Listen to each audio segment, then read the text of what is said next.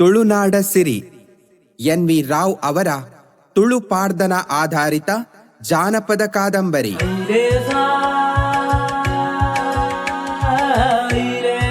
ಅಧ್ಯಾಯ 13. ಕಂಚಿಮಾದೇವಿ ಅರಮನೆಯಲ್ಲಿ ಒಂದು ರಾತ್ರಿ ಕಳೆಯುವಾಗ.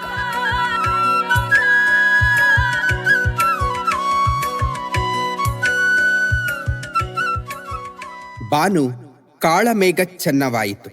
ಮೇಘಮಾಲೆ ಸೂರ್ಯನನ್ನು ಮುಸುಕಿತು. ಅವನ ಕಾಂತಿ ಕಂದಿತು. ಬಾನ್ನೀರೆ ಕಣ್ಣೀರ್ಗರೆವಂತೆ ಮಳೆ ಹನಿಯಿತು. ದುಃಖ ದುಸಿರಂತೆ ಗಾಳಿ ತಡೆದು ಸೊಯ್ಯಿ ಸೊಯ್ಯಿ ಎಂದು ತೀಡಿತು. ಸಿರಿ ಬಸರೂರ ಸಂಬಂಧ ಬಿಟ್ಟು ಹೊರಟ ಸುದ್ದಿ ಮನೆ ಮನೆಗೆ ಹರಡಿತು. ಜನಜನಿತವಾಯಿತು. ಬಸರೂರ ಗುತ್ತಿಂದ ಮಾಪುಕಳದವರೆಗೆ ದಾರಿಯುದ್ದಕ್ಕೂ ಜನ ಮನೆ ಬಾಗಿಲ ಮುಂದೆ ನಿಂತರು. ಕನಿಕರಪಟ್ಟರು, ಕಂಬನಿ ಸುರಿಸಿದರು. ಇನ್ನು ಬಸರೂರ ಗುತ್ತಿನ ಗತಿಯೇನು? ಪೂಂಜರಿಗೆ ಕೇಡುಗಾಲ ಬಂತು. ತಾಯಿ ಮಗ ಸೇರಿ ತಬ್ಬಲಿ ಮಗಳನ್ನು ಬೀದಿಪಾಲು ಮಾಡಿದರು. ಆ ಚಿಕ್ಕ ಮಗುವನ್ನು ಹಿಡಿದುಕೊಂಡು ಎಲ್ಲಿಗೆ ಹೋಗುತ್ತಾಳೋ, ಏನು ಮಾಡುತ್ತಾಳೋ ಪಾಪ. ಹೊತ್ತು ಕಂತುವುದರೊಳಗೆ ಮಾಬುಕಳ ದಾಟದಿದ್ದರೆ ಅವಳ ಗತಿ ಮುಗಿಯಿತು. ಹೊಳೆ ದಾಟಲು ದೋಣಿ ಬಿಡದಂತೆ ಅಂಬಿಗನಿಗೆ ಕಟ್ಟಪ್ಪಣೆ ಕೊಟ್ಟಿದ್ದಾರಂತೆ ಪೂಂಜರು.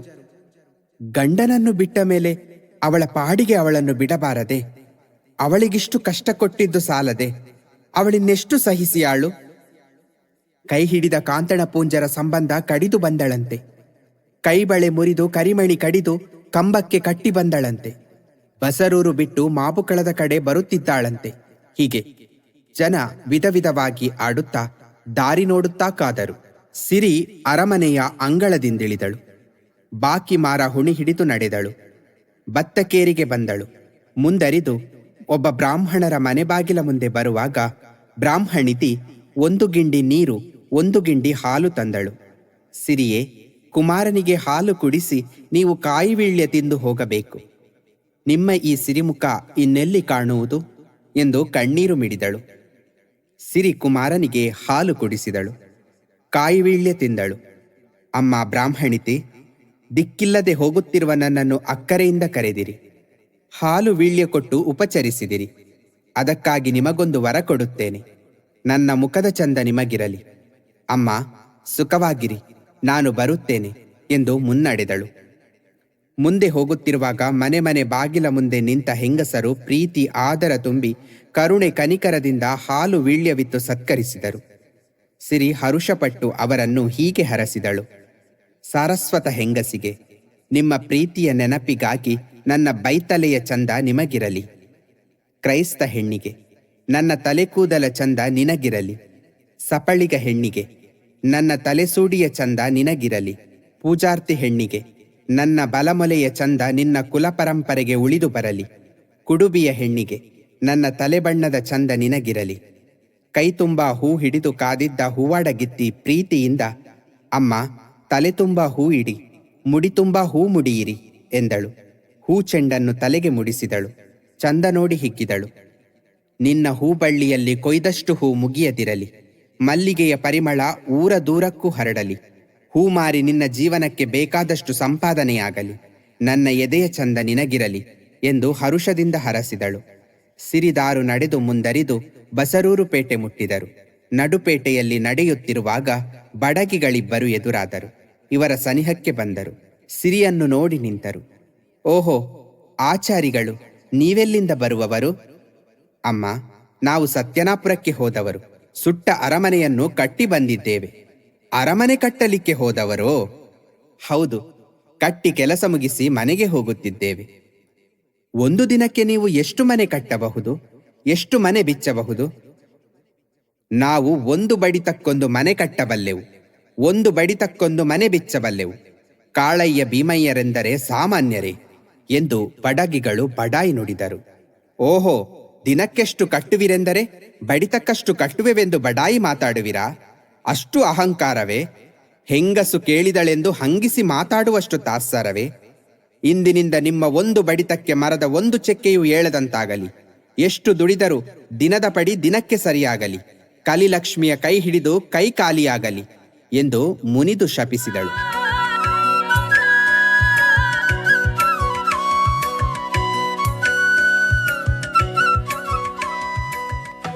ದಿನದ ಪಯಣದಿಂದ ದಣಿದ ದಿನಮಣಿ ಪಶ್ಚಿಮ ದಿಗಂಗನೆಯ ಸನಿಹ ಸೇರುವ ತವಕದಿಂದ ಬಾನಂಚಿಗೆ ಬಂದಿದ್ದ. ಮಾಬುಕಳದ ದಡದಡೆಯೆಲ್ಲ ಹೊಂಗಿರಣ ದಾರಾಭಿಷಿಕ್ತವಾಗಿ ಹೊಂಬಣ್ಣ ಹೊಂದಿ ಹೊಳೆಯುತ್ತಿತ್ತು. ಹೊಳೆಯ ಜಲರಾಶಿಯ ತಂಪು ಹೊತ್ತ ತಂಗಾಳಿ ಸಿರಿಯನ್ನು ಸ್ವಾಗತಿಸುವಂತೆ ಮೆಲ್ಲ ಮೆಲ್ಲನೆ ತೀಡುತ್ತಿತ್ತು. ತೀರದಲ್ಲಿ ಸಾಲಾಗಿ ನಿಂತ ತೆಂಗಿನ ಮರಗಳು ಮರ್ಮರ ಹಾಡು ಹಾಡಿ ಹಸುರು ಗರಿಗಳ ಚಾಮರ ಬೀಸುತ್ತಿದ್ದವು. ರವಿ ಬಾನಿಂದಿಳಿವ ಮೊದಲು ಮಾಬುಕಳ ದಾಟಿ ಪತಿಯಿಂದ ಬರ ಪಡೆವ ಛಲದಿಂದ ಸಿರಿ ನಡೆದು ದಣಿದು ದಾರಿಯಲ್ಲಿ ನಾರಿಯರು ತೋರಿದ ಪ್ರೀತಿ ಆದರದ ಉಪಚಾರದಿಂದ ತಣಿದು ದಡದೆಡೆಗೆ ಬಂದಳು. ದಡದಲ್ಲಿ ದೋಣಿ ಇಲ್ಲ, ಆಚೆ ದಡದಲ್ಲೂ ಇಲ್ಲ, ಹೊಳೆಯಲ್ಲೂ ಅದರ ಸುಳಿವಿಲ್ಲ, ಸುತ್ತಲೆಲ್ಲೂ ಜನರಿಲ್ಲ. ಸಿರಿ ಕುಮಾರನ ತೊಟ್ಟಿಲಿಗೆ ಕೈಕೊಟ್ಟು ದಾರು ತಲೆಯಿಂದಿಳಿಸಿ ಕೆಳಗಿಟ್ಟಳು. ಸಿರಿಯ ಮನದಲ್ಲಿ ಸಂಶಯ ಸುಳಿಯಿತು. ಏರು ಸ್ವರದಲ್ಲಿ ಅಂಬಿಗ ಕುഞ്ഞನನ್ನು ಕರೆದಳು.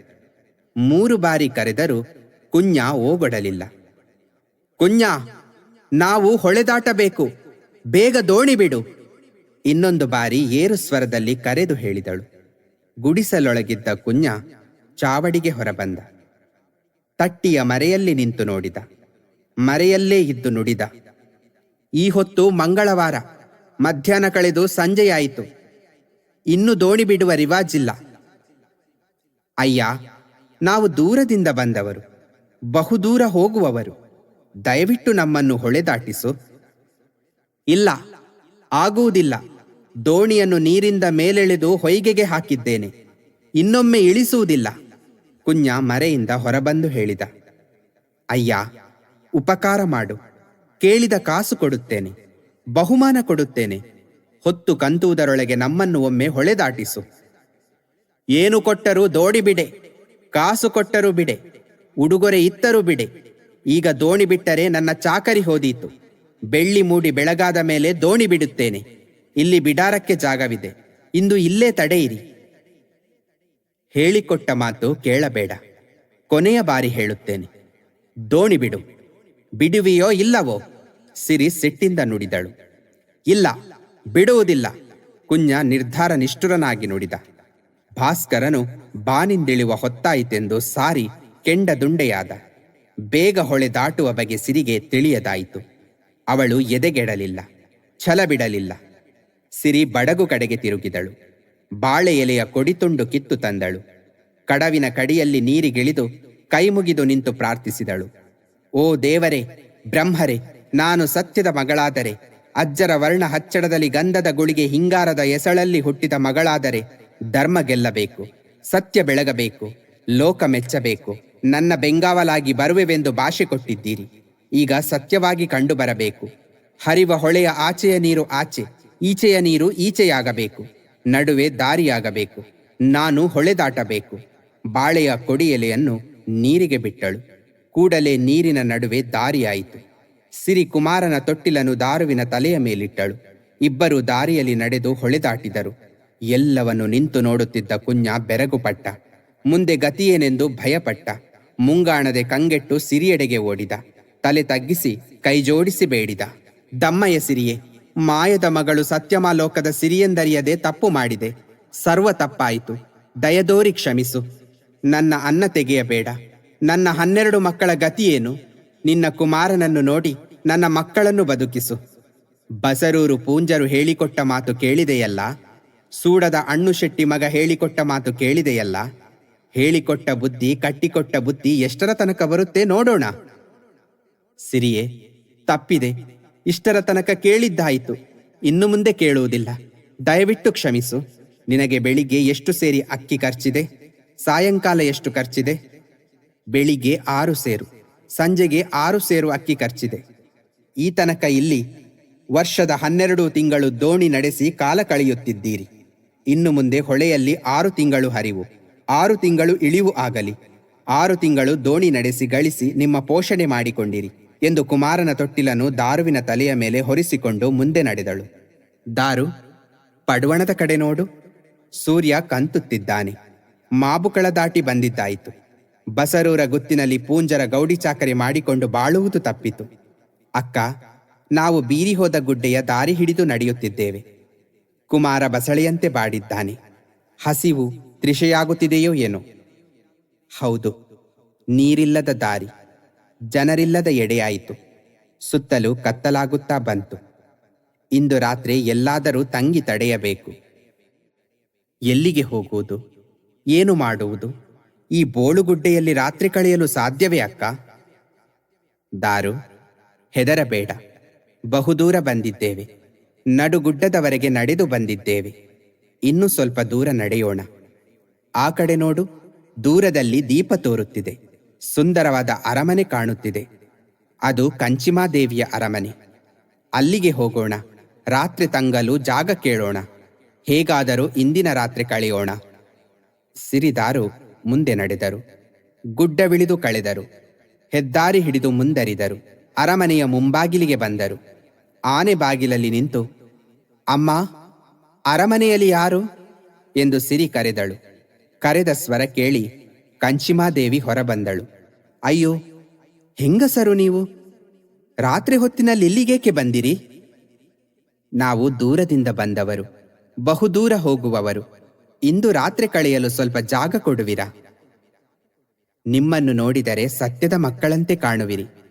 ನಿಮಗೆ ಮಲಗಲು ಜಾಗ ಕೊಟ್ಟರೆ ನನ್ನಿಂದಾಗಿ ನಿಮ್ಮ ಮಾನ ಹೋದೀತು. ನನಗೆ ಅಪವಾದ ಬಂದೀತು. ನಿಮ್ಮಿಂದಾಗಿ ನಮ್ಮ ಮಾನಹಾನಿಯಾಗುವುದು ಹೇಗೆ? ಇಲ್ಲಿ ನಾನೊಬ್ಬಳೇ ಇರುವವಳಲ್ಲ. ನನ್ನ ಮಗನೊಬ್ಬನಿದ್ದಾನೆ, ವೀರಭದ್ರ ಕುಮಾರ. ಬಹುದೊಡ್ಡ ಪುಂಡ, ಹೆಣ್ಣು ಮರುಳ, ಹೆಣ್ಣು ಕುಳಿತಡಿಯ ಮಣ್ಣು ತಿಂದಾನು. ಅಂತ ಅನಾಚಾರಿ ಇರುವ ಮನೆಯಲ್ಲಿ ನಿಮಗೆ ಹೇಗೆ ಜಾಗ ಕೊಡಲಿ? ಕಂಚಿಮಾದೇವಿಯೇ, ನಾವು ಹೆಂಗಸರು, ರಾತ್ರಿಯ ಕಾಲ, ಮುಂದೆ ಎಲ್ಲಿಗೂ ಹೋಗುವಂತಿಲ್ಲ. ನಿನ್ನ ಮಗ ದುಷ್ಟನಾದರೂ ನಿನ್ನ ಮಾತು ಮೀರಿ ನಡೆಯುವನೆ? ನಿನ್ನ ಮಾತು ಕೇಳಲಾರನೆ? ಸಿರಿಯೇ, ಆಗಲಿ, ನಾನು ಆದಷ್ಟು ಬುದ್ಧಿ ಸಮಾಧಾನ ಹೇಳುವೆ. ನೀವು ಜಾಗರೂಕರಾಗಿರಿ. ಹೇಗಾದರೂ ರಾತ್ರಿ ಕಳೆಯಿರಿ. ಕಂಚಿಮಾದೇವಿ ಸಿರಿದಾರುವಿಗೆ ಊಟ ಹಾಕಿದಳು. ಹಣ್ಣು ಹಂಪಲಿತ್ತು ಉಪಚರಿಸಿದಳು. ವೀಳ್ಯವಿತ್ತು ಸತ್ಕರಿಸಿದಳು. ಕುಮಾರನಿಗೆ ಕೊಟ್ಟ ಹಾಲನ್ನು ಸಿರಿ ಮಗನಿಗುಣಿಸಿ ತಣಿಸಿದಳು. ಅವನನ್ನು ತೊಟ್ಟಿಲೊಳಿಟ್ಟು ತಟ್ಟಿ ಹಾಡಿ ಮಲಗಿಸಿದಳು. ಮೂವರು ಮನದಣಿಯೆ ಮಾತಾಡಿ ಮಲಗಿದರು. ಮಧ್ಯರಾತ್ರಿಯ ಸಮಯ. ಮಲಗಿದವರಿಗೆ ಗಾಢ ನಿದ್ದೆ ಹತ್ತಿತ್ತು. ಸುತ್ತಲೂ ನೀರವ. ಅಮ್ಮ, ಏರು ಸ್ವರದ ಕರೆ ನೀರವತೆಯನ್ನು ಭೇದಿಸಿ ಕೇಳಿಸಿತು. ಕಂಚಿಮಾದೇವಿಗೆ ಪರಿಚಿತ ಸ್ವರ. ಕೂಡಲೇ ಎಚ್ಚರಗೊಂಡು ಎದ್ದು ಕದ ತೆರೆದಳು. ವೀರಭದ್ರ ಕುಮಾರ ಬಾಗಿಲಲ್ಲಿ ನಿಂತಿದ್ದಾನೆ. ಒಳಗೆ ಪ್ರವೇಶಿಸುತ್ತಿದ್ದಂತೆಯೇ, ಆಹಾ, ಮಲ್ಲಿಗೆಯ ಸುವಾಸನೆ ಬರುತ್ತಿದೆ. ಯಾರೋ ಹೆಂಗಸು ಬಂದಂತಿದೆ. ಯಾರು, ಎಲ್ಲಿರಬಹುದು ಎಂದು ಮನೆಯಲ್ಲೆಲ್ಲ ಸುತ್ತಾಡಿದ. ಸಿರಿದಾರು ಮಲಗಿದೆಡೆಗೆ ಬಂದು ನೋಡಿದ. ಹೆಂಗಸರಿಬ್ಬರು ಮಲಗಿರುವರಲ್ಲ. ಅಮ್ಮ, ಯಾರಿವರು? ಆಹಾ, ಮುಡಿದ ಮಲ್ಲಿಗೆ ಘಮಘಮಿಸುತ್ತಿದೆ. ಮಗ, ಅವರು ದೂರದಿಂದ ಬಂದವರು, ಬಹುದೂರ ಹೋಗುವವರು. ಕತ್ತಲಾಯಿತೆಂದು ರಾತ್ರಿ ಕಳೆಯಲು ಜಾಗ ಕೇಳಿ ಬಂದಿದ್ದಾರೆ. ಬೆಳ್ಳಿ ಮೂಡಿ ಬೆಳಗಾದ ಮೇಲೆ ಹೋಗುತ್ತಾರೆ. ಅವರ ಮೇಲೆ ಎರಡೆನಿಸಬೇಡ. ನೀನು ಪುಂಡ ಪೋಲಿ ಎಂದು ಊರು ಹೇಳುತ್ತಿದೆ. ನಮ್ಮ ಮನೆಯಲ್ಲಿ ಆಶ್ರಯ ಕೊಟ್ಟಿದ್ದೇನೆ. ಅವರಿಗೆ ದ್ರೋಹ ಮಾಡಬೇಡ. ಪಾಪಕ್ಕೆ ಗುರಿಯಾಗಬೇಡ. ಅವರ ಮೇಲೆ ತಪ್ಪೆಣಿಸಿದರೆ ನನ್ನಾಣೆ ಇದೆ.